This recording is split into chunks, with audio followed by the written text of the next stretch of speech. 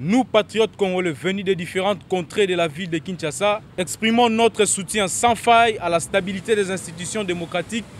ici des élections de 2018 et qui doivent fonctionner dans le respect total des lois de la Constitution de notre pays. Condamnons avec la dernière énergie le manœuvre politicien tendant à torpiller les équilibres institutionnels et notamment les harcèlements immoraux, illégaux et illégitimes qui ciblent le bureau de la Chambre basse de notre Parlement. En effet,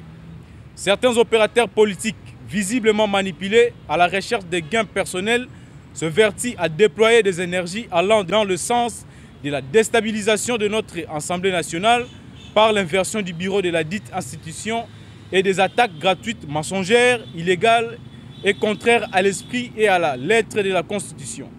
Cette énergie devrait plutôt être canalisée dans le sens du bien-être de la population congolaise. Mais hélas, cher Conseil d'État, nous voici aujourd'hui dans l'obligation patriotique et citoyenne de rappeler à votre noble attention et celle de l'opinion publique nationale et internationale que nous sommes très attachés aux valeurs républicaines de la démocratie et de la courtoisie institutionnelle. Messieurs les professeurs et chers présidents du Conseil d'État,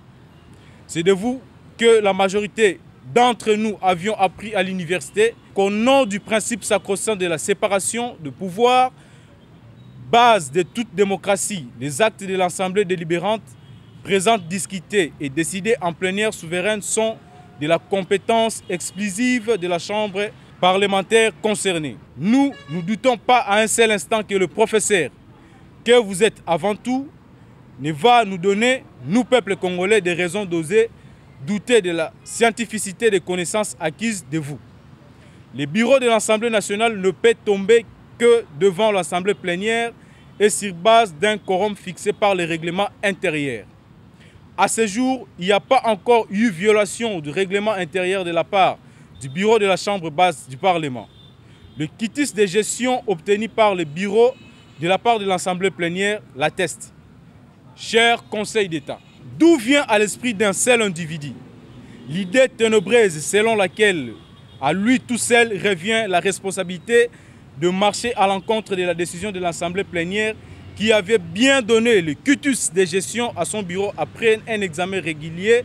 et dans l'illégalité du rapport de gestion de l'institution Assemblée nationale. Nous dénonçons ici une tentative de coup d'État parlementaire et évitons votre sagesse, cher Conseil d'État, pour ne pas céder à la manipulation. Nous connaissons cette occasion pour réaffirmer notre attachement à la promotion du leadership féminin, à l'instar de celui qu'incarne Mme Janine Mabunda Lioko, présidente de l'Assemblée nationale. Par ailleurs, le bureau de l'Assemblée nationale regorge actuellement de personnalités comme le professeur Célestin Mousso Akalombombouyou, rapporteur de la dite chambre qui a tout notre soutien pour son engagement en vue de faire croiser les valeurs morales, éthiques et les compétences intellectuelles dans la rénovation et la modernisation de l'action parlementaire tournée vers le développement de notre cher beau pays. Nous exprimons notre attachement aux valeurs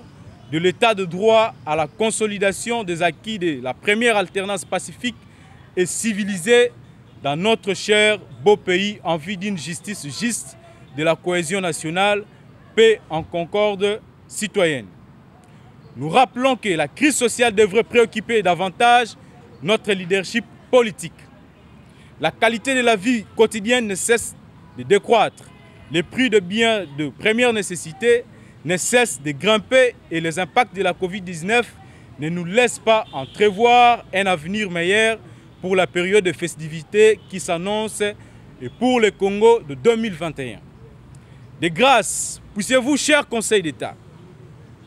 conseiller aux politiciens de s'attaquer à l'essentiel de la crise sociale au lieu de montrer dans le laboratoire politicien des crises institutionnelles anodines et qui ne visent que la vampirisation de l'État et le malheur du Congolais. Nous croyons à la justice juste et distributive, aux valeurs intrinsèques que reflète la personnalité des juges de votre composition, parmi lesquels certains professeurs d'université, enseignants-chercheurs et hommes qui ne devraient plus revenir avoir à gagner plus que leur dignité.